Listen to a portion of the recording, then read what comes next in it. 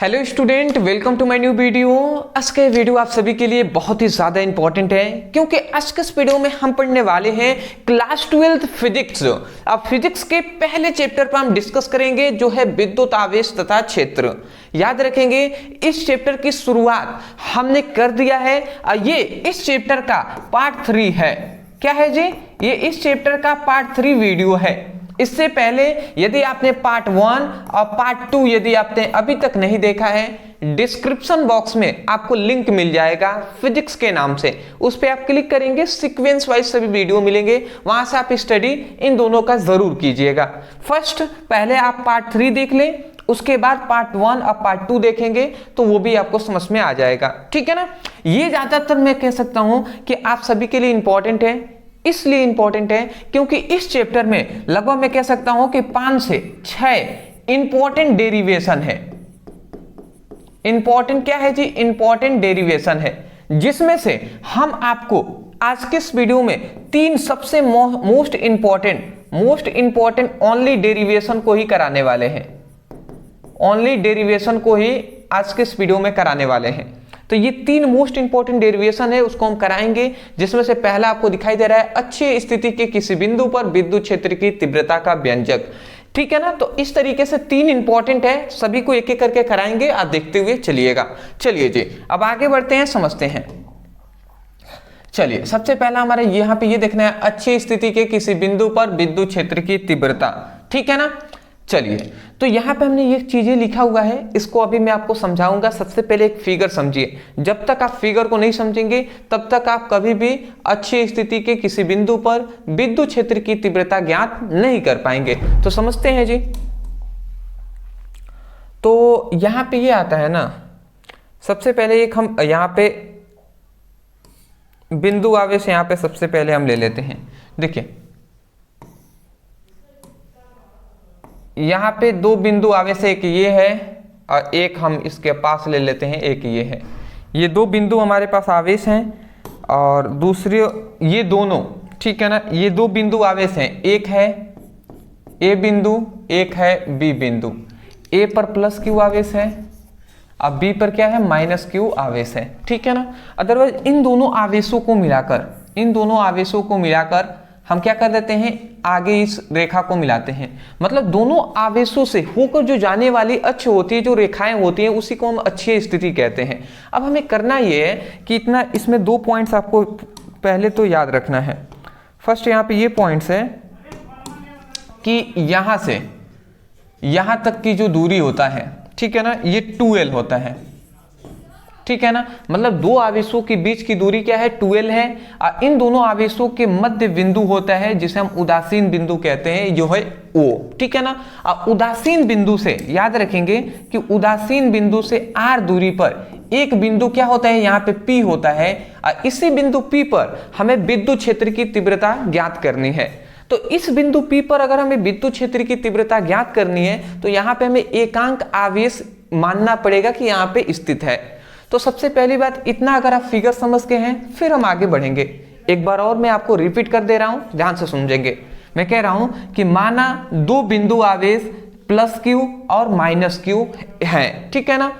तथा इन दोनों आवेशों के बीच की दूरी 2l है तथा इन दोनों आवेशों का मध्य बिंदु या उदासीन बिंदु O है। और उदासीन बिंदु से r दूरी पर एक बिंदु P है जहां विद्युत क्षेत्र की तीव्रता का व्यंजक ज्ञात करना है। ठीक है? इतना समझ के यही बात हमने यहाँ पे लिखा हुआ है, इसको आप जरूर लिखेंगे। यहाँ पे मैं आपको सुना भी दे रहा हूं, अदरवाइज देख लीजिए। माना 2 बिंदु A व B हैं, समझिएगा। माना 2 बिंदु, एक है A और B है। माना 2 बिंदु A व B हैं, ठीक है ना, तथा A पर प्लस क्यू आवेश, B पर माइनस क्यू आवेश है। A पर देख रहे हैं, A पर प्लस क्यू आवेश, B पर माइनस क्यू आवेश है। तथा दोनों आवेशों के बीच की दूरी 2l है। दोनों आवेशों के बीच की दूरी क्या है? 2l है। ठीक है? और उदासीन बिंदु क्या है? उदासीन बिंदु O है। उदासीन बिंदु से r दूरी पर एक बिंदु क्या है? P है, जहां एकांक धन आवेश उपस्थित है। अब यहाँ पे क्या है? एकांक धन आवेश उपस्थित है। अगर आप सोचें तो यहाँ पे एकांक धन आवेश उपस्थित होगा तो होगा ये कि, होगा यहाँ पे ये ना कि ये देखिए प्लस माइनस आवेश है, ये प्लस है, तो ये वाला आवेश इस आवेश को अपनी ओर क्या करेगा, आकर्षित करेगा, ठीक है ना, आकर्षित करेगा। तो यहाँ पे एक विद्युत क्षेत्र की तीव्रता मतलब माइनस क्यू के कारण इस बिंदु P पर विद्युत क्षेत्र की तीव्रता की दिशा इस ओर होगी, क्योंकि आकर्षण बल लगेगा ना, ये माइनस है, ये प्लस को आकर्षित करेगा, तो आकर्षण करने का चिन्ह है, तो जिधर आकर्षित होता है उधर ही विद्युत क्षेत्र की तीव्रता की दिशा हो गई। अब उसके बाद अगर हम इसके लिए देखें तो ये प्लस है, ठीक है ना, ये भी प्लस है। हम जानते हैं प्लस प्लस के बीच क्या होता है, प्रतिकर्षण होता है। इसका मतलब ये प्लस क्यू आवेश है, इस आवेश को प्रतिकर्षित करेगा, तो प्रतिकर्षित करने के लिए ना ये चिन्ह इस तरीके से दिखाया गया है, और इसको हम क्या लिख देंगे, E प्लस क्यू, इस तरीके से लिख देंगे जी। तो आशा करता हूं इतनी पॉइंट्स आप समझ के होंगे। तो सबसे पहले हमें दो चीजें याद करना है, यहाँ पे दो आवेश है ना, तो पहले हम ये याद करेंगे कि प्लस क्यू आवेश के कारण इस बिंदु P पर विद्युत क्षेत्र की तीव्रता क्या होगी।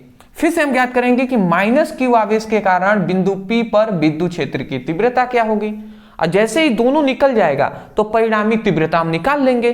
तो चलिए अब एक एक करके हम निकालते हैं। सबसे पहला इतना तो आप लिख देंगे ना, इतना तो ये तो बात आप समझे, यही से लिखा गया है। उसके बाद अब हम यहां पर गणना लिखते हैं,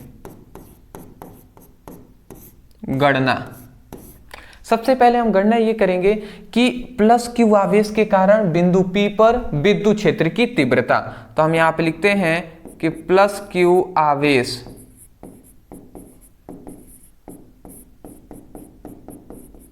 के कारण, प्लस क्यू आवेश के कारण बिंदु P पर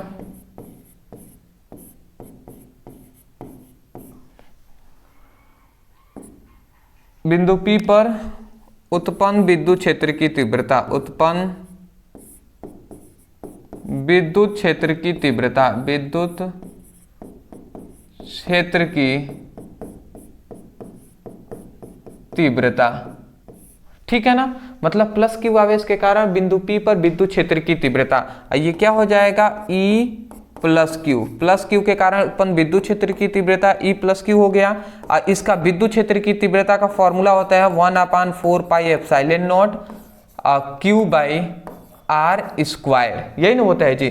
तो Q हमने प्लस Q है, तो यहाँ पे प्लस माइनस लेने का मतलब नहीं है, परिणामी लेते हैं ओनली, तो यहाँ पे Q ले लिया। R स्क्वायर मतलब यहाँ पे होता है दूरी, तो यहाँ से यहाँ तक की दूरी हमें चाहिए, ठीक है ना। R स्क्वायर का मतलब होता है दूरी, तो यहाँ से यहाँ तक की दूरी क्या होगा, यहाँ से यहाँ तक की दूरी, यही यहाँ पर लिखना है। R के स्क्वायर का मतलब होता है दूरी, हमें दूरी का होल स्क्वायर लिखना है। तो ये बताइए यहाँ से यहाँ तक की दूरी क्या होगा, बिंदु A से बिंदु P तक की दूरी। तो हम जानते हैं कि देखिए यहाँ से यहाँ तक की दूरी है 2L, तो इसका मतलब 2L है, ये इन दोनों आवेशों के बीच की दूरी है, या मध्य बिंदु उदासीन बिंदु है O, तो इसका मतलब ये L दूरी हो जाएगा, ये L दूरी हो जाएगा, L मिलकर 2L हो जाएंगे, समझ गए। हम जानते हैं कि बिंदु P से O तक की दूरी है R, तो यहां से यहां तक की दूरी है R, और यहां से यहां तक की दूरी है L, तो इसका मतलब टोटल दूरी क्या हो जाएगा, R प्लस L हो जाएगा, यही ना होगा जी। बिंदु A से P तक की दूरी हो जाएगा, तो यही हम यहाँ पे लिख देंगे कि R प्लस L, इसका क्या कर देंगे, होल स्क्वायर कर देंगे, और ये हमारा क्या हो जाएगा, ये हमारा समीकरण फर्स्ट हो जाएगा, ठीक है ना। ये हमारा क्या हो जाएगा, समीकरण फर्स्ट हो जाएगा, ठीक है। ये हमारा समीकरण फर्स्ट हो गया। अब समझिएगा, जैसे ही ये हमारा सबसे पहले निकल गया प्लस क्यू के कारण बिंदु P पर विद्युत क्षेत्र की तीव्रता, इसी प्रकार अब हम निकाल लेंगे कि इस माइनस क्यू के कारण बिंदु P पर विद्युत क्षेत्र की तीव्रता। तो हम यहाँ पे फिर से लिखते हैं कि माइनस क्यू आवेश के कारण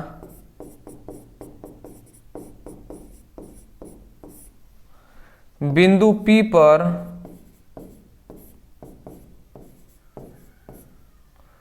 उत्पन्न विद्युत क्षेत्र की तीव्रता,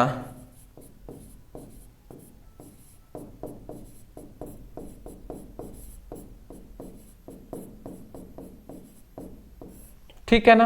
तो ये अगर हम लिखे तो ये क्या हो जाएगा, E माइनस क्यू हो जाएगा, तो इसके लिए हम क्या लिख देंगे 1/4 पाई एप्सिलॉन नॉट। और यहाँ पे माइनस क्यू के लिए तो यहाँ पे परिणामी केवल लिखते हैं, दिशा से मतलब नहीं है, मतलब प्लस माइनस नहीं लिखते हैं हम, ठीक है ना, इसलिए कंफ्यूजन नहीं होनी चाहिए। प्लस माइनस यहाँ पे नहीं लिखते हैं, प्लस के लिए भी प्लस, माइनस के लिए भी माइनस, मतलब प्लस ही, मतलब ऐसे ही लिखते हैं क्यों परिणामी में।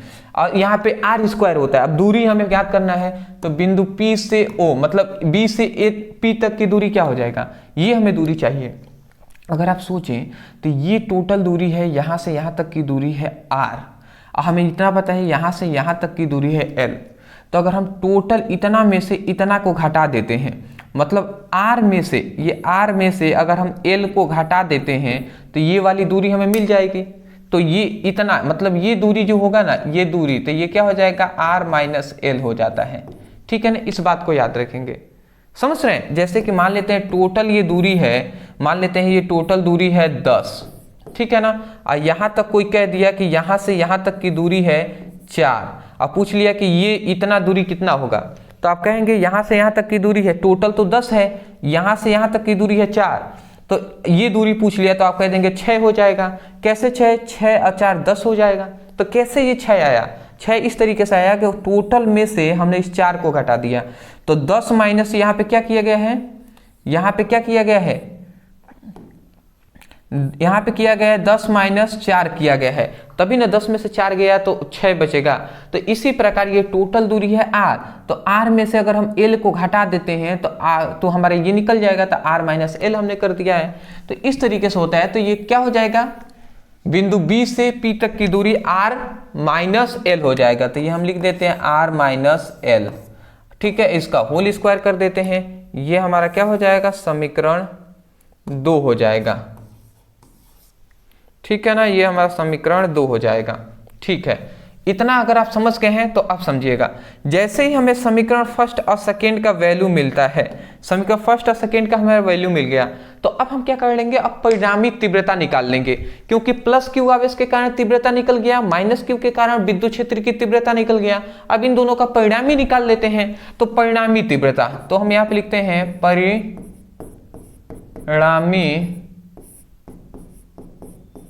तीव्रता।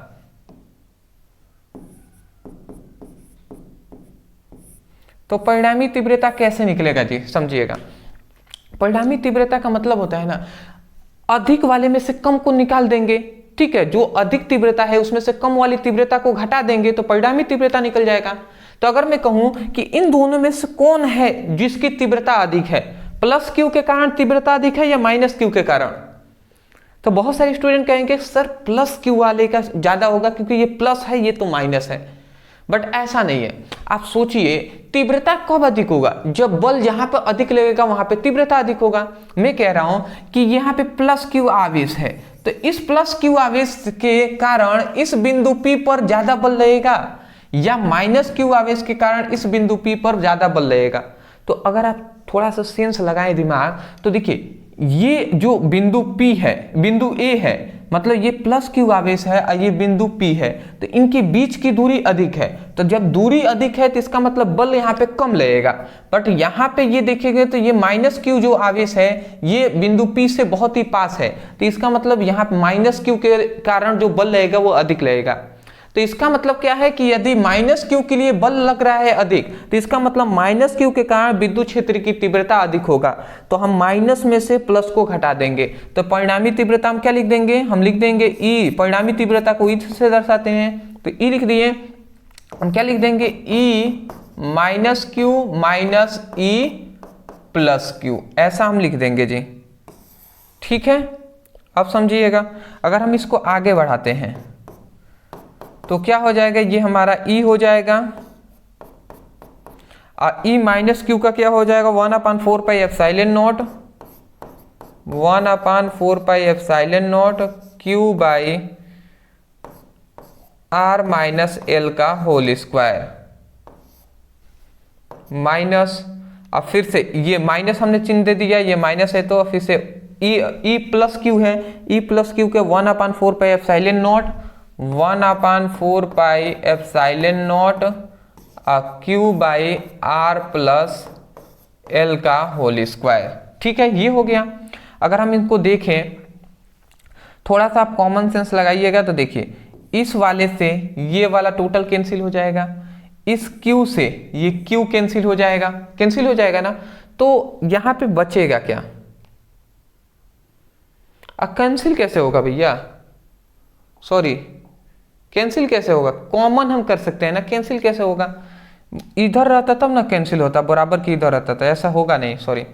देखिए क्या अब हम कर सकते हैं, यहाँ पे अगर देखें 1/4πε0 Q इसमें भी है, इसमें भी 1/4πε0 Q इसमें भी है, तो इसमें से ये कॉमन कर लेते हैं। तो अगर हम कॉमन करते हैं तो E इक्वल टू यहाँ पे क्या हो जाएगा Q/4πε0, क्योंकि Q 1 में गुणा करेगा तो Q ही हो जाएगा, तो Q/4πε0 हमने कॉमन कर लिया।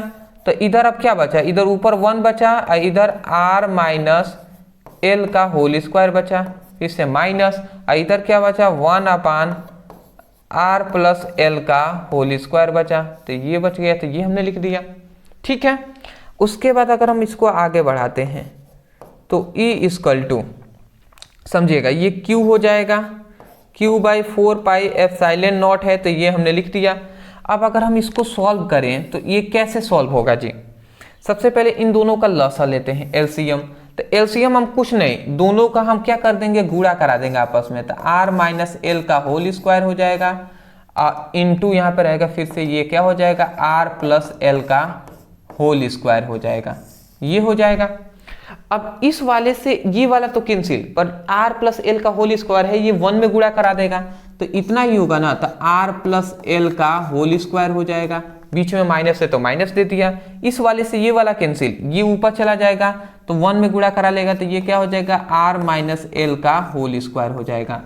आशा करता हूं आप समझ रहे होंगे, ये सिर्फ गुणा भाग हो रहा है और ये सब मैथ के रूल से आप जानते हैं इतना। अब इसमें अगर समझाने को आप कहें तो दिक्कत है भैया, इस वाले से ये वाला कैंसिल हो गया, तो ये वाला जो पॉइंट्स है ये जाकर 1 में गुणा करेगा तो r प्लस एल का होल स्क्वायर हो जाएगा, बीच में माइनस है तो माइनस दे दिया हमने, फिर से इस वाले से ये वाला कैंसिल हो जाएगा, बट ये r माइनस एल का होल स्क्वायर है, 1 में गुणा करेगा तो r माइनस एल का होल स्क्वायर लिख दिया हमने। ठीक है ना, आप समझिएगा। अगर हम इसको आगे बढ़ाते हैं तो ये क्या हो जाएगा, E इक्वल टू ये Q/4πε0 है, तो Q/4πε0 हमने लिख दिया। इसका अगर आप हल करेंगे ना, देखिए एक सूत्र होता है, देखिए r प्लस एल का whole square minus r minus L का होल स्क्वायर, इसका जो फॉर्मूला होता है अगर इसको आप सॉल्व करेंगे तो ये क्या आ जाएगा 4rl आ जाएगा। ठीक है ना, ये 4rl आ जाएगा ऊपर। जब भी इस तरीके का आपको फॉर्मूला दे, जहां पर जैसे r को a मान लेते हैं, l को b मान लेते हैं, तो a प्लस b का whole square minus a minus b का होल स्क्वायर हो ना, तो उसका टोटल वैल्यू आता है 4, मतलब 4ab आता है। तो 4r के जगह पर a के जगह पर r लिख दिया, b के जगह पे l है तो l लिख दिया, तो 4rl कर दिया। या आप इसको तोड़ भी सकते हैं, a प्लस b का whole square a square plus b square plus 2ab। ठीक है ना, a माइनस b का होल स्क्वायर क्या आप लिख सकते हैं कि r स्क्वायर प्लस b, मतलब r square plus L square minus 2ab, ऐसे कर लेंगे तो आपको निकल जाएगा। फॉर्मूले पे तोड़ कर आप देख सकते हैं, ये डायरेक्ट इतना के बाद इतना आप लिख दीजिएगा जो बायोलॉजी की स्टूडेंट है जिनको नहीं समझ में आ रहा है। ठीक है ना, या आप गणना करके मैथ की स्टूडेंट है इनको सॉल्व करके देखिए, इतना ही आपका आ जाएगा। अब देखिए अगर आप समझे तो एक फॉर्मूला होता है, क्या होता है जी कि A square minus B square का फॉर्मूला होता है a plus B a minus B, ये फॉर्मूला होता है ना। तो देखिए a प्लस बी है, a माइनस बी है, तो यहाँ पे देखेंगे तो a plus B into A में ही a माइनस बी है, केवल होल स्क्वायर ऊपर दिया गया है। तो अगर हम चाहें इतना के जगह पर अगर होल स्क्वायर पहले भूल जाएं तो ये भी क्या है, ये भी क्या है जी a, मतलब गुणा में है ना, तो इसको इधर उधर कर सकते हैं, चाहे a माइनस बी लिख दे पहले और फिर से a प्लस बी लिख दें, तो वही a minus B into A plus B है। तो इसके जगह पर हम चाहें तो a square minus B square लिख सकते हैं ना। तो इतने के जगह पर हम चाहें तो ये क्या लिख सकते हैं कि r का होल स्क्वायर और माइनस l का होल स्क्वायर, इतना लिख सकते हैं। और देख रहे हैं कि दोनों पर होल स्क्वायर है तो दोनों के ऊपर हम होल स्क्वायर कर देंगे, कर सकते हैं, बिल्कुल कर सकते हैं। तो यही इतने के जगह पर अगर सॉल्व करते हैं तो इतना आपका आता है, तो यही हम इतना यहाँ पे लिख देते हैं। क्या लिखते हैं जी, r स्क्वायर और माइनस एल का होल स्क्वायर, ये हमने इतना लिख दिया, सॉरी r स्क्वायर और एल स्क्वायर इसका होल स्क्वायर फिर से होगा, इसका भी तो होल स्क्वायर होगा ना, तो ये हमने इतना कर दिया। समझ रहे हैं ना? ठीक है जी, इतना आप समझ गए, अच्छी बात है। ठीक है, अब उसके बाद अगर हम इसको आगे बढ़ाते हैं तो ये क्या हो जाएगा, ये हमारा E इजकल टू, ये हमारा क्या हो जाएगा 1/4 पाई एप्सिलॉन नॉट हो जाएगा। और ये Q जाकर इसमें गुणा करा लेगा, तो अगर Q इधर गुणा कराएगा ना इसमें जाकर, तो ये देखिए 2QL इंटू 2R, ऐसे हम लिख सकते हैं। 2QL हो जाएगा और 2R लिख दिया हमने। अरे अभी भी वही है, 2 दूना 4 हो जाएगा, R है तो R लिख देंगे, 2 दूना 4, 4R हो गया। और QL है तो QL, गुणा में होता है ना, तो इधर उधर हम लिख सकते हैं, ऐसा हमने लिख दिया। और उसके बाद अगर हम इसको सॉल्व करें तो ये क्या हो जाएगा जी, देखिए अगर इसका ये R के पावर 4 हो जाएगा, और इसका अगर देखें तो L के पावर 4 हो जाएगा, यही ना होगा जी। आप समझिएगा यहाँ पे ना जो R के पावर 4 है वो बहुत ही अधिक होता है L के पावर 4 से, तो इसीलिए L के पावर 4 है, इसको नगण्य मान लेते हैं, शून्य मान लेते हैं। तो जैसे ही हमने इसको शून्य माना तो ये E का जो मान आ जाएगा 1/4 पाई एप्सिलॉन नॉट, और यहाँ पे ये 2QL है। देखिए 2QL को ना विद्युत द्विध्रुव आघूर्ण कहते हैं, ये विद्युत द्विध्रुव आघूर्ण P इक्वल टू 2QL होता है, 2QL। तो इस 2QL के जगह पर P लिख दिया, और उसके बाद 2R है, तो ये R हमने लिख दिया, यहाँ पे R के पावर 4 है तो 4 लिख दिया, इसको 0 मान लिए हैं, छोड़ दिए हैं। अब 2R है, यहाँ पे 1R से, यहाँ पे R से, यहाँ से 4R है, तो 1R कैंसिल हो गया। तो अब इधर बचा क्या, इधर ओनली यही ना बचा जी, E equal to 1/4 pi epsilon naught, और यहाँ पे 2P बाई R के पावर Q, यही ना बचा।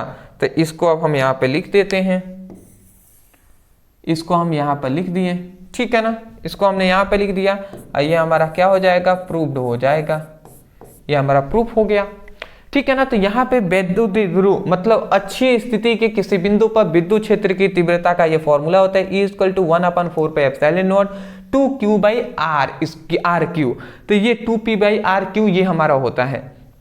तो ये है विद्युत क्षेत्र की तीव्रता के लिए फॉर्मूला, मतलब विद्युत क्षेत्र की तीव्रता का एक इंपॉर्टेंट डेरिवेशन। इसको मैं कह दे रहा हूं कि अभी भी आपको समय है, आप नोट डाउन इसको कर लीजिएगा, इंपॉर्टेंट के श्रेणी में रखेंगे, ठीक है ना। ये प्रत्येक बोर्ड के लिए बहुत ही ज्यादा इंपॉर्टेंट है, चाहे बिहार से हो, यूपी से हो, मध्य प्रदेश हो, छत्तीसगढ़ बोर्ड से हो, जहां से भी आप हैं, सभी बोर्ड के लिए जहां पे एनसीईआरटी पालन होता है, एनसीईआरटी का सिलेबस पढ़ाया जाता है, उन सभी बोर्ड में आपका है। अब पूरा इंडिया में तो एनसीईआरटी ही जो चल रहा है ना, तो वही बात है जी।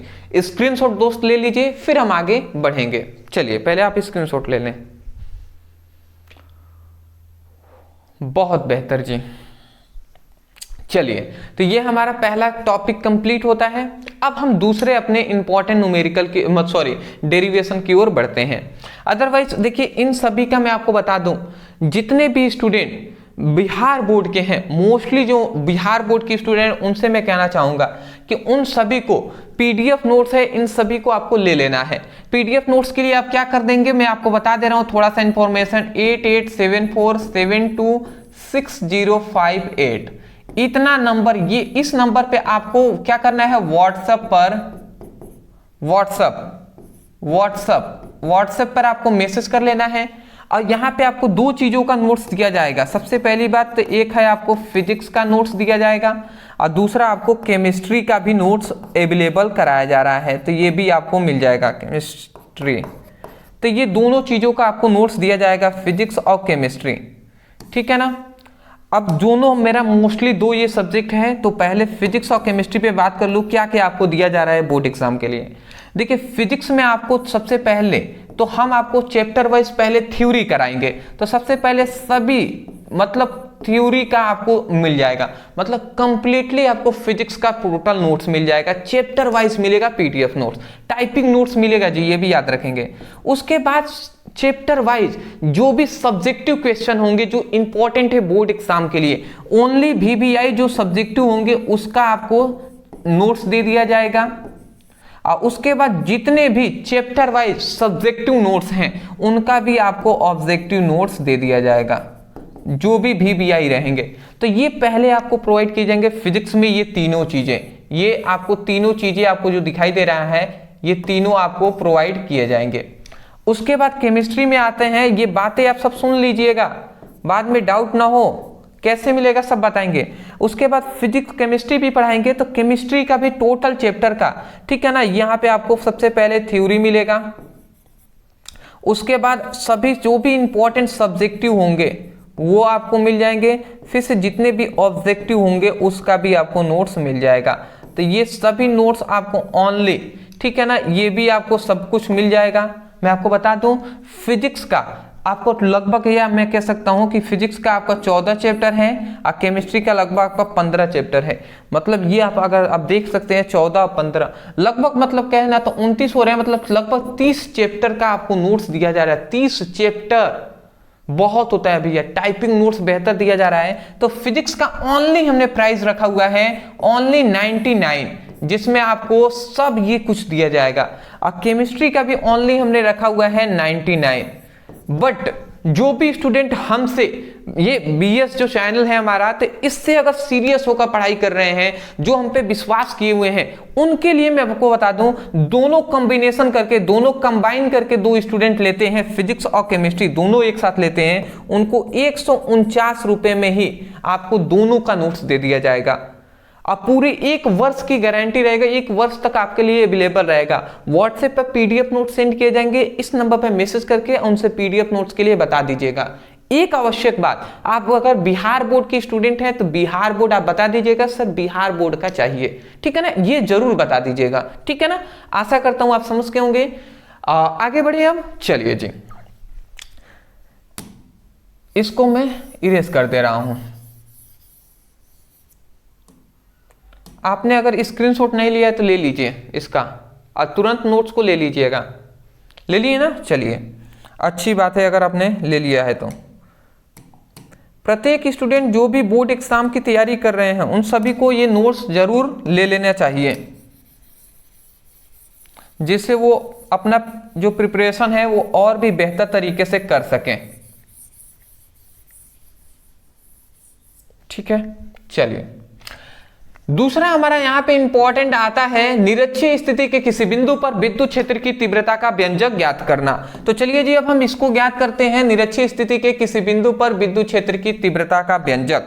तो देख लेते हैं, यहां पे देखिए ये जो चीजें लिखा गया है इस पर फोकस ना करके पहले मैं फिगर बना रहा हूं, इसको ध्यान से समझेंगे जी। देखिए यहां पे एक हम यहां पर ये ले लेते हैं, यहां पे मैं साइड में बना दे रहा हूं फोटो क्योंकि आवश्यकता पड़ेगी अभी हमें। यहां पे सबसे पहले 2 बिंदु हम ले लेते हैं, एक बिंदु है ये है A और एक बिंदु यहां पे हम ले लेते हैं B। A पर याद रखेंगे +Q आवेश है, B पर याद रखेंगे -Q आवेश है, ठीक है ना। इन दोनों आवेशों की जो बीच की दूरी है, इन दोनों आवेशों की जो बीच की दूरी है वो है 2L, ठीक है। इन दोनों आवेशों का मध्य बिंदु या उदासीन बिंदु है जो है O, ठीक है। उदासीन बिंदु से R दूरी पर, उदासीन बिंदु से याद रखेंगे, उदासीन बिंदु से R दूरी पर एक बिंदु क्या है, उदासीन बिंदु से R दूरी पर एक यहाँ पे बिंदु है P, एक बिंदु है P और इसी बिंदु P पर हमें विद्युत क्षेत्र की तीव्रता ज्ञात करना है। तो अब समझिएगा, इस यहाँ पे एक उदासीन बिंदु है जो है क्या है, P है, और इसी बिंदु P पर ना एकांक धन आवेश उपस्थित है। तो अगर आप सोचें तो यहाँ इस बिंदु P पर एकांक धन आवेश उपस्थित होगा, तो धन आवेश है तो ये धन है, तो ये वाला आवेश इस आवेश को प्रतिकर्षित करेगा ना। तो प्रतिकर्षित करने के लिए हमने यहाँ पे इस तरीके से दिखा दिया है कि प्रतिकर्षित कर रहा है, तो इधर हमने चिन्ह दिखा दिया।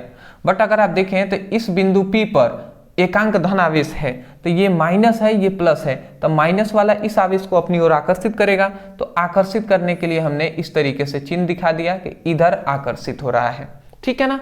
इतनी बात आप समझ गए। चलिए जी यहाँ पे ये थोड़ा सा मैं इरेज यहाँ पे कर दे रहा हूँ। इतना आप समझिएगा कि इन दोनों के बीच की दूरी, मतलब बिंदु P और उदासीन बिंदु के बीच की दूरी क्या है, R है, ठीक है। इतना आप समझ गए।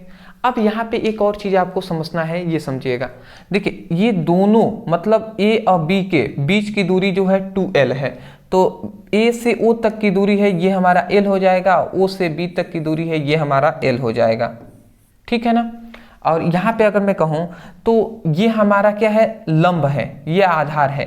तो कण क्या हो जाएगा, कण जो होता है क्या होता है, कण जो होता है ना वो रूट में क्या हो जाएगा, R square plus L square हो जाएगा।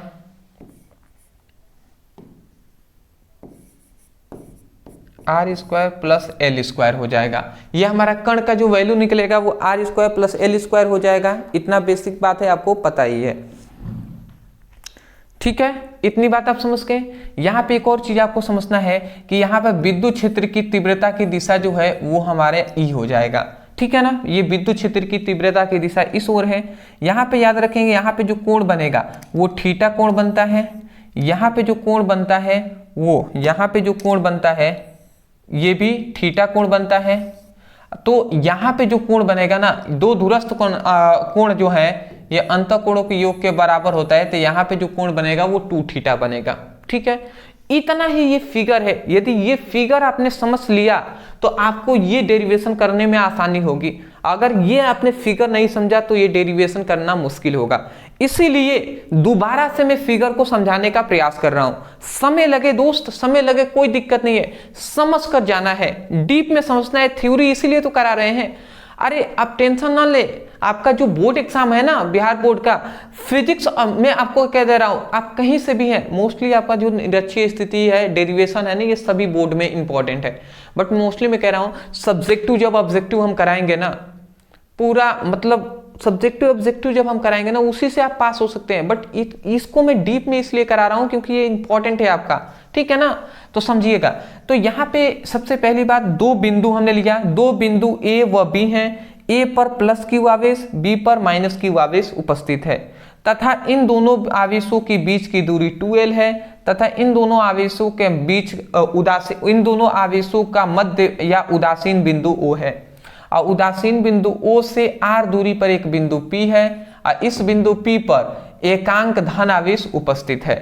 इतना ही आप चीजें बोल देंगे जो कि हमने लिखा है। माना दो बिंदु A व B हैं, बिंदु A पर प्लस क्यू आवेश तथा बिंदु B पर माइनस क्यू आवेश उपस्थित है, ठीक है ना। बिंदु A पर प्लस क्यू आवेश, बिंदु B पर माइनस क्यू आवेश उपस्थित है तथा उन दोनों आवेशों के बीच की दूरी क्या है, 2l है। और इन दोनों आवेशों के बीच की दूरी 2l है, ठीक है ना। तथा उनका उदासीन बिंदु O है तथा इन दोनों बिंदुओं के बीच या उदासीन बिंदु क्या है, O है। और उदासीन बिंदु से r दूरी पर स्थित एक बिंदु P है। उदासीन बिंदु से r दूरी पर स्थित एक बिंदु P है जहां पर एकांक धन आवेश उपस्थित है। जहां पर क्या है, यहाँ पे एकांक धन आवेश उपस्थित है जो कि यहाँ पे है, ठीक है। इतनी बात आप बोल देंगे ना। चलिए अब हम गणना करते हैं एक एक पॉइंट्स को। आपको मोस्टली मैं कह रहा हूं कि एक एक पॉइंट्स को आपको समझते हुए सीखते हुए चलना है जी, ठीक है ना। चलिए तो सबसे पहली बात हम वही ज्ञात करेंगे। सबसे पहली बात गणना हम स्टार्ट कर रहे हैं तो हम ये ज्ञात करेंगे कि इस प्लस क्यू के कारण इस बिंदु P पर विद्युत क्षेत्र की तीव्रता क्या होगा। फिर से इस माइनस क्यू के कारण इस बिंदु P पर विद्युत क्षेत्र की तीव्रता क्या होगा। जैसे इसमें हमने ज्ञात किया था पहले प्लस का बिंदु P पर विद्युत क्षेत्र की तीव्रता, फिर से माइनस क्यू के कारण विद्युत क्षेत्र की तीव्रता ज्ञात किया था अक्षीय स्थिति पर। ठीक ऐसे ही हम निरक्षीय स्थिति पर ज्ञात करेंगे। पहले प्लस क्यू के कारण बिंदु P पर विद्युत क्षेत्र, फिर से माइनस क्यू के कारण बिंदु P पर विद्युत क्षेत्र।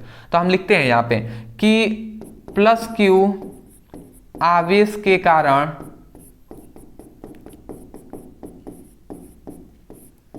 बिंदु P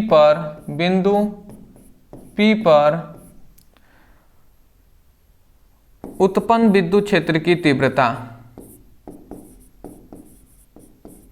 विद्युत क्षेत्र की तीव्रता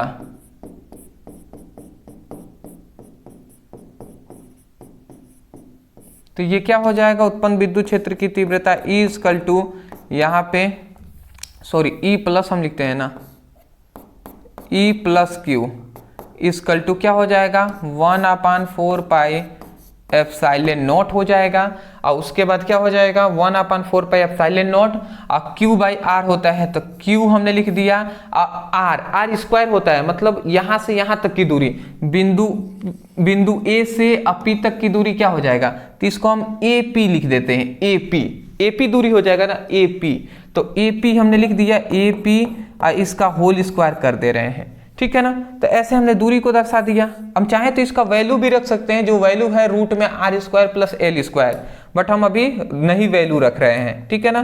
क्यों नहीं रख रहे हैं वो हम जानते हैं, आगे आपको अभी समझ में आएगा, ठीक है ना। चलिए ये हम समीकरण फर्स्ट कर लेते हैं, ठीक है। इसी प्रकार हम क्या करेंगे, इस माइनस क्यू के कारण बिंदु P पर विद्युत क्षेत्र की तीव्रता, तो हम लिखते हैं कि माइनस क्यू आवेश के कारण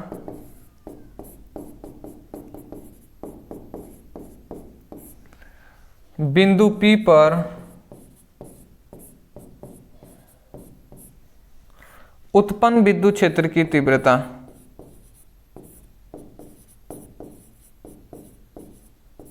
विद्युत क्षेत्र की तीव्रता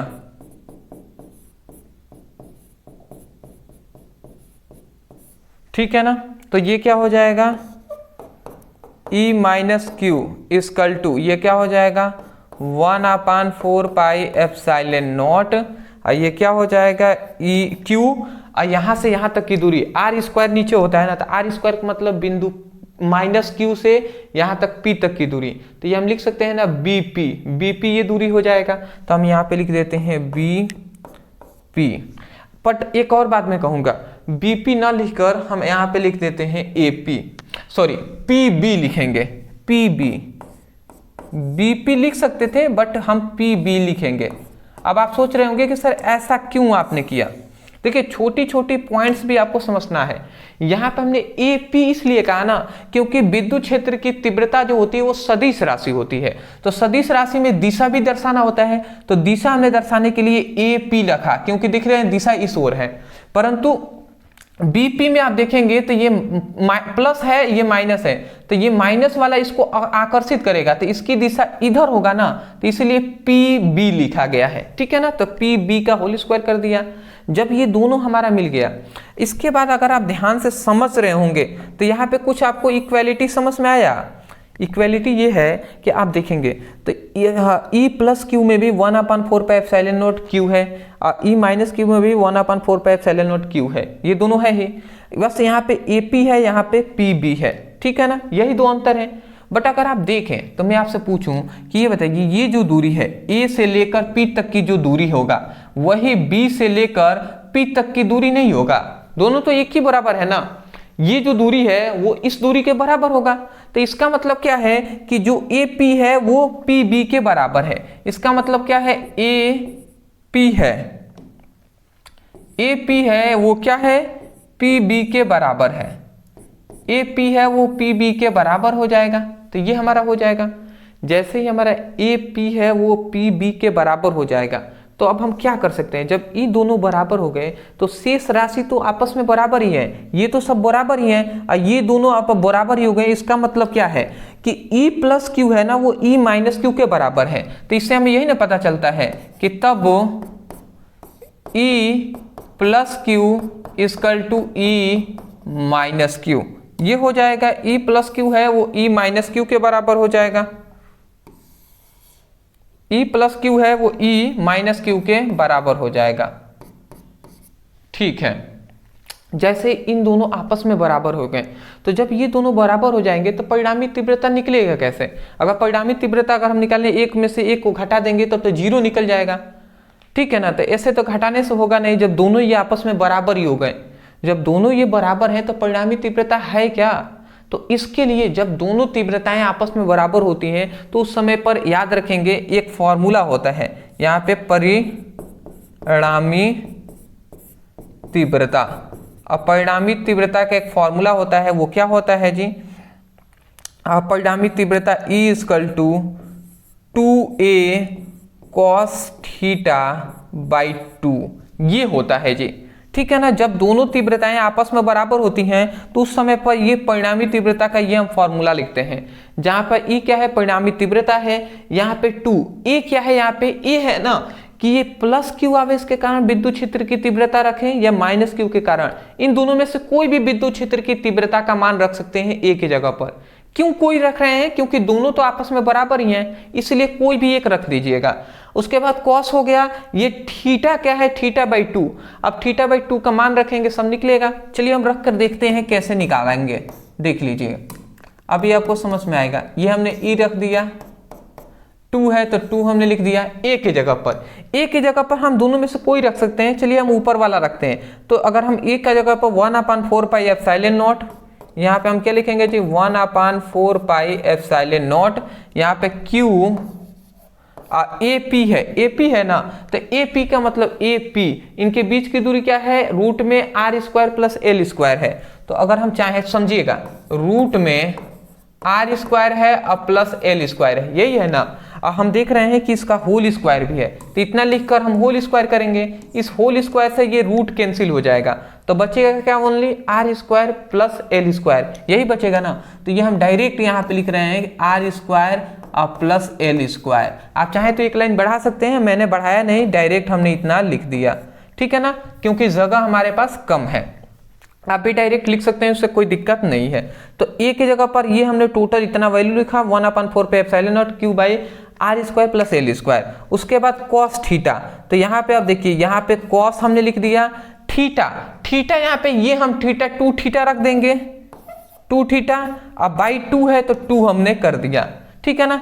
इस 2 से ये 2 कैंसिल हो जाएगा, कैंसिल हो गया ना। तो अब बचा यहाँ पे क्या? यहाँ पे अगर हम देखें तो बचा क्या? यहाँ पे E इक्वल टू यहाँ पे क्या हो जाएगा? 2 हो जाएगा।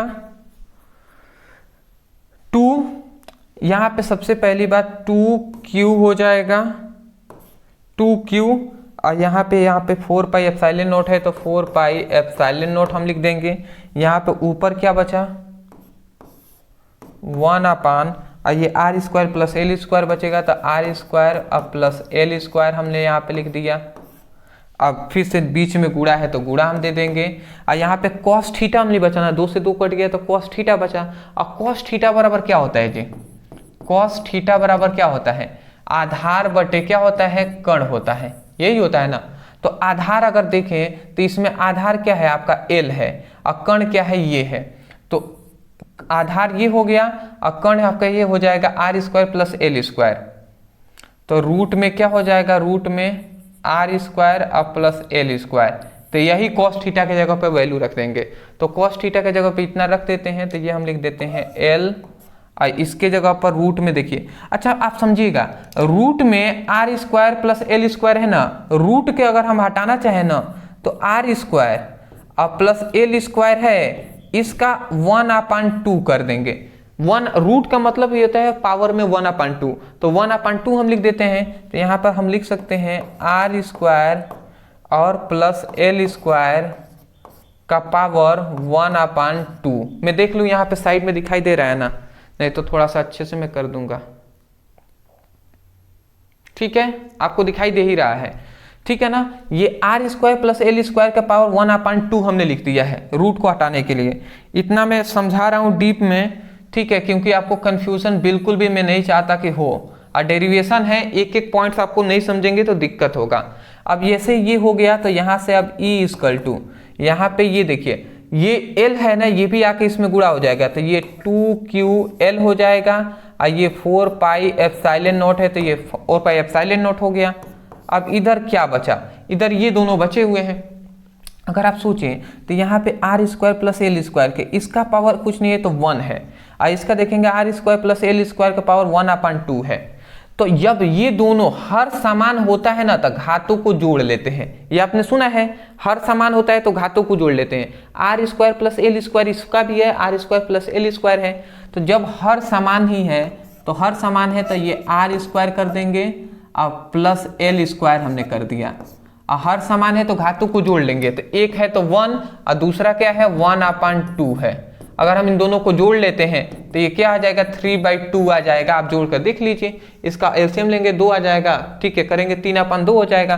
तो इसका हम ले लेते हैं पावर लिख देते हैं 3/2 लिख देंगे, ठीक है ना। नॉर्मल सी बात है, इतना हमने लिख दिया। अब ऊपर क्या बचा, ऊपर 1 बचा है तो ओनली हम 1 लिख देंगे। ठीक है, इतना हमने लिख दिया। आशा करता हूँ समझ रहे होंगे। अब ये आपका सॉल्व हो ही गया है। अब देखिए यहाँ पे E इक्वल टू ये 2QL इधर चला जाएगा, इसमें 1 में गुणा हो जाएगा, तो ये क्या हो जाएगा, इधर नीचे 1/4πε0 बच गया, इधर 2QL बचेगा, तो ये हमने लिख दिया। और यहाँ पे क्या है, R² + L² का पावर R² + L² का पावर 3/2 है, यही ना है जी। अगर हम इसको सॉल्व करें, E इक्वल टू 1/4πε0, 2QL के जगह पर P रख देंगे। आप समझिएगा, ये देखिए ये R के स्क्वायर है, ये इस पर भी तो पावर होगा ना, तो 3/2 हो जाएगा। अब बीच में इस पर भी स्क्वायर है, तो ये क्या हो जाएगा, 2 × 3/2 हो जाएगा, इतना हो जाएगा ना। तो आप देखिए इस 2 से ये 2 कैंसिल, ये 2 से ये 2 कैंसिल, तो इसका R के पावर 3 बचा, L के पावर 3 बचेगा। तो ये अगर हम सॉल्व करें तो ये R 4πε0 P, और नीचे क्या बचेगा, R के पावर Q और R के पावर Q और प्लस L के पावर Q बचेगा। अब यहाँ पे एक चीज आप याद रखेंगे कि R का पावर Q है, ये बहुत ही ज्यादा बड़ा होता है L के पावर Q से, इसलिए L के पावर Q है, इसको नगण्य मान लेते हैं, शून्य मान लेते हैं। तो जैसे ही हमने इसको शून्य माना तो ये हमारा क्या हो जाएगा, 1/4πε0, और यहाँ पे P हो जाएगा, यहाँ पे R के पावर Q हो जाएगा। और यही हमारा मेन फॉर्मूला है जी, जो है निरक्षीय स्थिति के किसी बिंदु पर विद्युत क्षेत्र की तीव्रता का व्यंजक।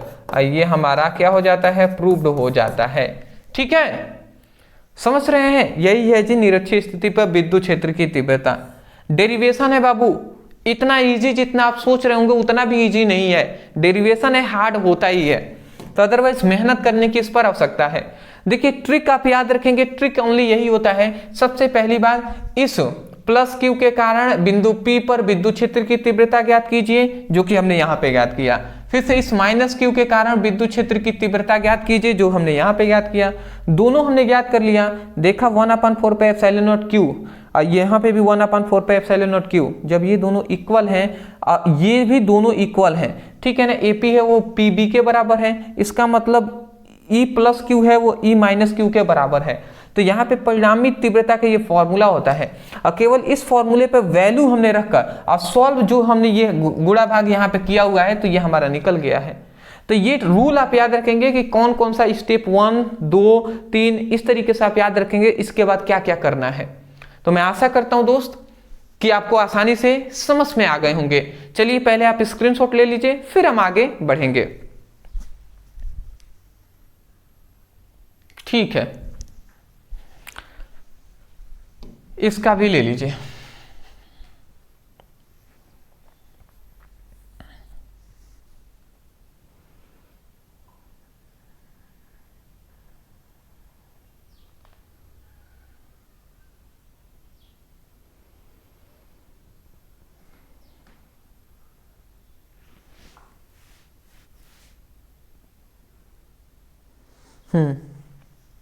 ठीक है, ले लिए।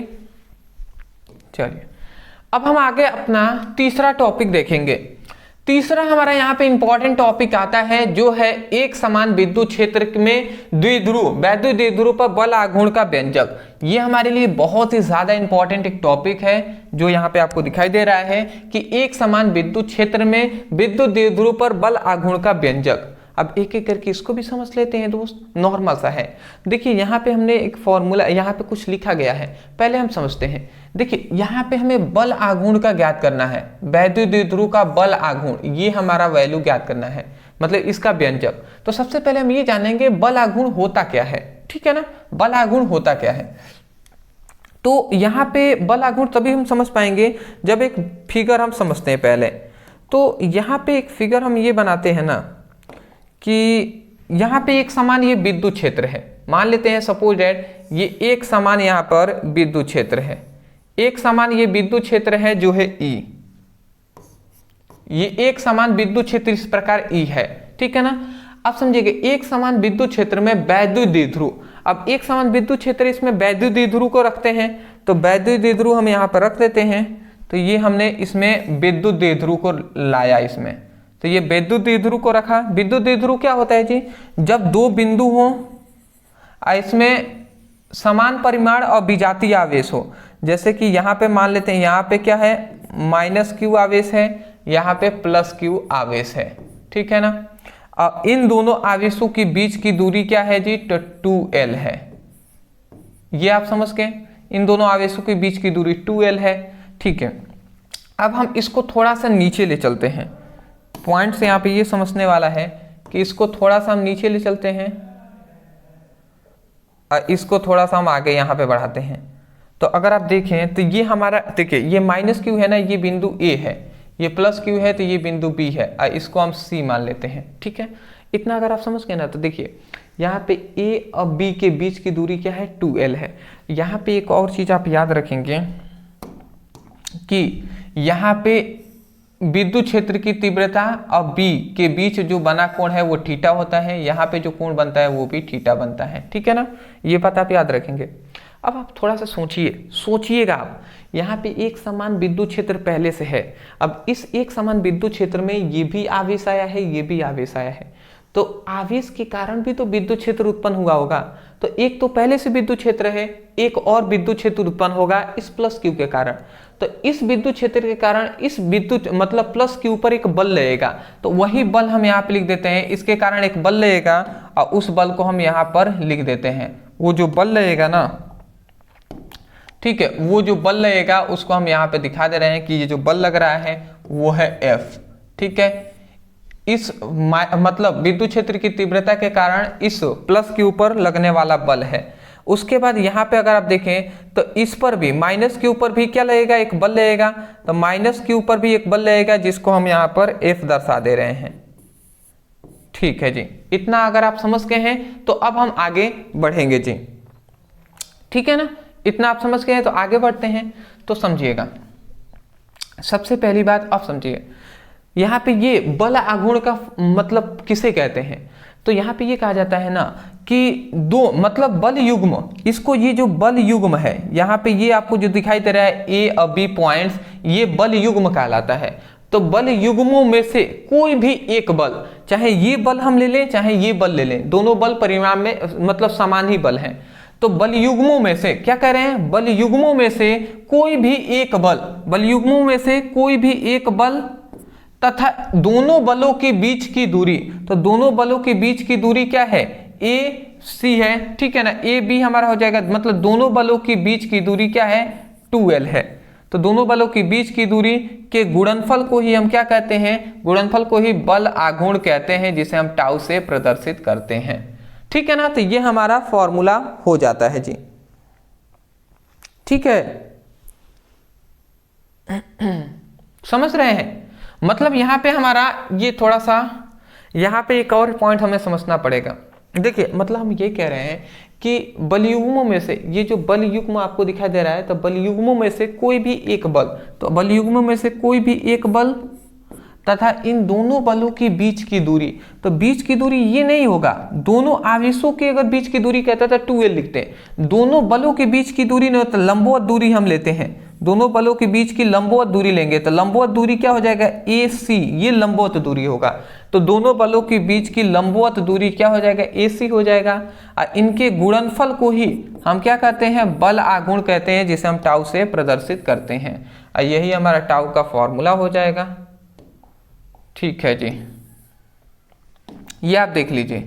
तो परिभाषा आप क्या कहेंगे, बल युग्मों में से कोई भी एक बल तथा दोनों बलों के बीच की दूरी के गुणनफल को बल आघूर्ण कहते हैं, जो है tau equal to F into AC हो गया, ठीक है। चलिए जी, इतना अगर आप समझ गए तो देख लीजिए यहाँ पे परिभाषा हमने लिखा हुआ है, बल युग्मों में से कोई एक बल, बल युग्मों में से कोई भी एक बल तथा दोनों बलों के बीच की दूरी, दोनों बलों के बीच की दूरी के गुणनफल को बल आघूर्ण कहते हैं, गुणनफल को हम क्या कहते हैं, बल आघूर्ण कहते हैं, ठीक है ना। तो ये हमारा फॉर्मूला होता है। तो सबसे पहले तो इतना हमने लिख दिया। अब हम समझिएगा, अब हम सबसे पहले ज्ञात करेंगे कि वैद्युत द्विध्रुव पर बल आघूर्ण होता क्या है, ठीक है ना। अब चलिए हम वैद्युत द्विध्रुव के कारण बल युग्म आघूर्ण ज्ञात कर लेते हैं। तो अगर हम इसको थोड़ा सा आगे सॉल्व करते हैं तो देखते हैं हमें क्या मिलता है। वैद्युत द्विध्रुव ये है ना, तो वैद्युत द्विध्रुव पर बल आघूर्ण, तब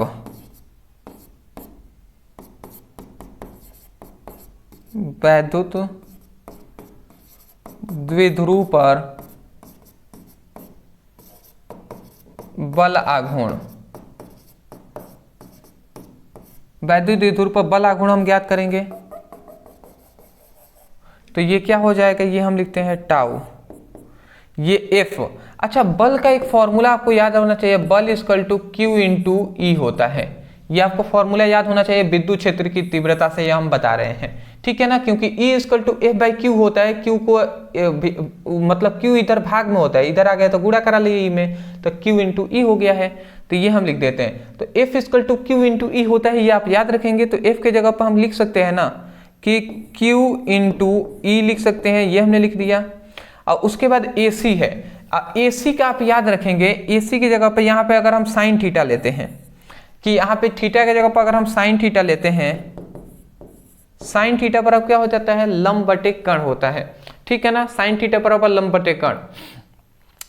तो यहाँ पे हमारा क्या हो जाएगा, लंब हो जाएगा ए सी, ये हमारा लंब हो जाएगा, और ये हमारा कर्ण हो जाएगा।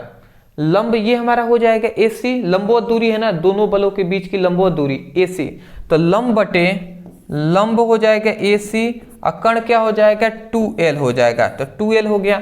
यदि हम ए सी का वैल्यू निकालें, तो अगर आप देखें ये 2l इधर भाग में है, इधर आएगा तो गुणा कराएगा, तो ये क्या हो जाएगा, 2l साइन थीटा हो जाएगा, 2l साइन थीटा हो जाएगा, ये हमारा वैल्यू आता है। तो AC के जगह पर हम लिख सकते हैं 2l साइन थीटा, तो यही हम लिख देते हैं 2l साइन थीटा, ये हमने लिख दिया। अगर हम इसको आगे बढ़ाते हैं, तो टाउ इक्वल टू, यहाँ पे ये Q लिख दिया, यहाँ पे हमने E लिख दिया। और समझिएगा, यहाँ पे अगर हम चाहें थोड़ा सा ऐसे कर सकते हैं, ये 2Q हम चाहे, देखिए सब गुणा में ही है, इधर उधर कर सकते हैं। तो देखिए ये 2L है ना, इसको हम इधर ले लेते हैं, तो 2QL लिख सकते हैं पहले ऐसे, 2QL लिख दिए, फिर से E है तो E हमने लिख दिया, और यहाँ पे साइन थीटा है तो साइन थीटा हमने लिख दिया। और ये आप साइड में अब लिख लीजिएगा, ये साइड में आप लिख लीजिएगा इतना, ठीक है ना, कहाँ से ये आया है AC का वैल्यू, इस तरीके से। अगर यहाँ पे हम इसको आगे बढ़ाते हैं, तो 2QL के जगह पर हम 2QL वैद्युत द्विध्रुव आघूर्ण का ये फॉर्मूला होता है P इक्वल टू 2QL, तो P लिख दिया, फिर से यहाँ पे E है तो हमने E लिख दिया, और यहाँ पे साइन थीटा है तो यहाँ पे हमने साइन थीटा लिख दिया। तो यहाँ से ये जो हमारा फॉर्मूला मिला ना, ये हमारा फॉर्मूला प्रूव्ड हो जाएगा।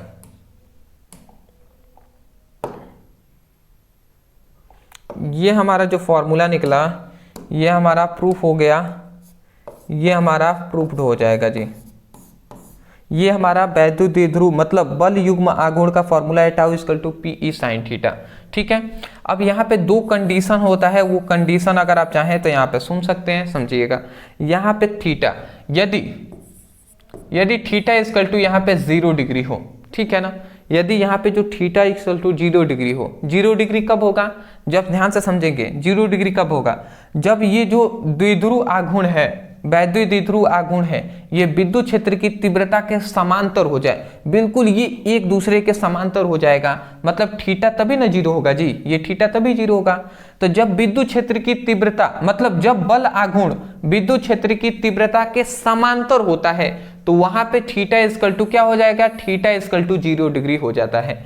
तो जैसे ही थीटा इक्वल टू आपका 0 डिग्री होगा, तो साइन 0 इक्वल टू क्या होता है जी, थीटा इक्वल टू 0 डिग्री होगा, तो यहाँ पे P का जो वैल्यू निकलेगा वो क्या हो जाएगा, P E साइन 0 लिख देंगे, साइन 0, और साइन 0 इक्वल टू क्या होता है, 0 होता है, तो साइन 0 इक्वल टू 0 हो जाएगा, सॉरी यहाँ पे टाउ रहेगा ना, टाउ, तो साइन 0 इक्वल टू 0 होता है, तो इसका मतलब 0 equal to sine 0 equal to 0, 0 अगर इसमें गुणा हो जाएगा तो टोटल ये 0 हो जाएगा। तो यहाँ से टाउ का मान आपका निकल जाएगा, ये सबसे कम मान होता है, ये सबसे क्या होता है, कम मान होता है, ये आप याद रखेंगे। तो ये बात आपको याद रखना पड़ेगा। ये कब हो रहा है, साइन थीटा इक्वल टू 0 कब होगा, जब विद्युत क्षेत्र की तीव्रता मतलब वैद्युत द्विध्रुव जो आघूर्ण है, ये विद्युत क्षेत्र की तीव्रता के समांतर होगा। मतलब यहाँ पे मैं लिख दे रहा हूं, जब समांतर होगा। समांतर कौन होगा? बल आघूर्ण, मतलब विद्युत द्विध्रुव आघूर्ण है, ये विद्युत क्षेत्र की तीव्रता के समांतर होगा। तो परंतु ऐसा हो कि जब विद्युत क्षेत्र मतलब जो बल आघूर्ण है वो विद्युत क्षेत्र की तीव्रता के लंबवत हो जाए, तो यदि लंबवत होता है तो लंबवत होगा तो sine theta equal to 90 degree हो जाएगा वहां पे, तो ये लंबवत हो जाएगा, लंबवत हो जाएगा। तो जैसे ही लंबवत होगा तो यहाँ पे हम क्या लिख सकते हैं? टाउ इक्वल टू, यहाँ पे tau equal to P E sine 90 लिख देंगे, तो पी ई साइन 90 लिख देते हैं। और साइन 90 इक्वल टू क्या होता है जी? साइन 90 इक्वल टू होता है 1, तो हम साइन 90 इक्वल टू 1 होता है, तो ये हम लिख देंगे P tau equal to P E, और साइन 90 इक्वल टू 1 होता है तो 1 से गुणा करा देंगे, तो 1 का अगर गुणा करा दिए तो टाउ का जो वैल्यू निकलेगा वो पी ई निकल जाएगा। तो ये हमारा आंसर हो जाएगा, ये हमारा आंसर हो जाएगा tau equal to P E. तो ये हमारा सबसे अधिकतम मान होता है बल आघूर्ण का, ये सबसे अधिकतम मान होता है। तो यहाँ पे दो चीजें हमने आपको सिखाया है। सबसे पहली बात, एक समान विद्युत क्षेत्र में वैद्युत द्विध्रुव पर बल आघूर्ण, तो बल आघूर्ण का ये हमने फॉर्मूला आपको प्रूव कराया है, पी ई साइन थीटा, ये हमारा हो गया। उसके बाद हमने दो कंडीशन बताया कि जब समांतर होगा, जब वैद्युत द्विध्रुव आघूर्ण विद्युत क्षेत्र की तीव्रता का समांतर होता है तो वहां पे बल आघूर्ण का मान सबसे कम होता है, ठीक है, मतलब 0 होता है। और जब वैद्युत द्विध्रुव आघूर्ण विद्युत क्षेत्र की तीव्रता के लंबवत होगा तो उस समय पर विद्युत द्विध्रुव जो मतलब बल आघूर्ण का मान सबसे अधिक होता है। यही इसी तरीके से ये डीप में क्वेश्चन घुमाकर पूछता है आपसे ऑब्जेक्टिव। तो बहुत सारे स्टूडेंट सोचते हैं ऑब्जेक्टिव कहाँ से आता है, अरे भैया ऑब्जेक्टिव इसी में से पूछता है, पर घुमा के इतना पूछता है ना, डीप में नॉलेज नहीं रहेगा तो बहुत दिक्कत होगी। तो मैं आशा करता हूं कि ये आपको समझ में आ गया होगा। पहला लाइन आप परिभाषा लिखिएगा, दूसरा ये जो हमने लाइन लिखा है ये अभी तक नहीं बताया तो सुन लीजिए। माना एक समान विद्युत क्षेत्र ई है, तो हमने बताया ना, माना एक समान विद्युत क्षेत्र ई है, ठीक है, जिसमें दो आवेश प्लस क्यू और माइनस क्यू है। जिसमें देखेंगे तो दो आवेश, एक है प्लस क्यू एक माइनस क्यू है, तथा दोनों आवेश विद्युत क्षेत्र के बीच, मतलब तथा आवेश और विद्युत क्षेत्र के बीच का कोण थीटा है, बीच का कोण थीटा है। मतलब यहाँ पे ये कहा जा रहा है कि ये आवेश और विद्युत क्षेत्र के बीच जो बना कोण है वो थीटा है। और यहाँ पे कह रहा है दोनों आवेशों के बीच की दूरी 2l है, और ये दोनों जो आवेश इनके बीच की दूरी क्या है? 2l है। तो ये तो फॉर्मूले से ही, ये फिगर से ही आपको ये दो लाइन लिखा गया है। मैं आशा करता हूँ ये भी लाइन आपको याद कर लेंगे। स्क्रीनशॉट ले ले दोस्त, फिर आगे बढ़ते हैं। चलिए जी, बहुत ही बेहतरीन, बहुत ही अच्छी बात है। चलिए, तो आशा करता हूं दोस्त कि आपको आसानी तरीके से समझ में आया होगा। बाबू देखिए बाबू, मेरा एक ही लक्ष्य है, एक ही दोस्त मैं कहूँगा, मैं आप सभी को, मैं आपकी उम्र का ही लगभग, मतलब थोड़ा सा हो सकता है मैं बड़ा हूँ, बट मोस्टली आप समझिएगा ना कि आपके ही जैसे हम हैं, ठीक है। तो मैं आपकी परेशानियों को समझता हूँ कि डेरिवेशन में आपको थोड़ी सी हार्ड लगता है, कठिन लगता है, बट मैं यही कहूँगा दोस्त कि आप मेहनत कीजिएगा, बिना मेहनत से कुछ नहीं होने वाला। मेहनत करेंगे तभी कुछ होगा, और डेरिवेशन तभी तैयार होगा। डेरिवेशन के लिए मैं कहूँगा बी प्रैक्टिस, प्रैक्टिस दोस्त कीजिएगा। और यदि सफलता चाहिए तो फोकस कीजिएगा अपने लक्ष्य पर, और फोकस के लिए मेहनत करना आवश्यक है दोस्त, तो इसलिए मेहनत भी कीजिएगा। आशा करता हूं आप समझ के होंगे। इतना आप लिख लेंगे, आपका काम कंप्लीट होता है। फिर से यहां पे मैं आपको एक और चीज बता देना चाहता हूं, ठीक है ना। ये आवश्यक जो बातें जो हमने अभी बताया था, आपको क्या बताया था जी, यहां पे मैं यहीं पे बता दे रहा हूं कि जब भी अभी तक आपने नोट्स नहीं लिया है तो वो नोट्स लेने के लिए इस नंबर पर, बिहार बोर्ड का अभी तक आपने नोट्स नहीं लिया है तो इस नंबर पे व्हाट्सएप पे मैसेज कर लीजिएगा, और व्हाट्सएप पे मैसेज करके फिजिक्स प्लस केमिस्ट्री, इन दोनों का नोट्स ओनली 149 में आपको मिल जाएगा, जिसमें आपको सभी थ्योरी चैप्टर वाइज सभी पहले नोट्स मिलेंगे। फिर से इंपॉर्टेंट सब्जेक्टिव का नोट्स मिल जाएगा, इंपॉर्टेंट ऑब्जेक्टिव का नोट्स मिल जाएगा, जहां से आप चैप्टर वाइज मिलेगा, जहां से अपनी स्टडी आप कर सकते हैं और भी बेहतर तरीके से। मैं आशा करता हूं दोस्त आपको आसानी से समझ में आ गया होगा। Thank you so much video को देखने के लिए। कल मिलते हैं दोस्त एक नए टॉपिक के साथ, एक नए वीडियो में। Thank you so much for watching this video. Thank you.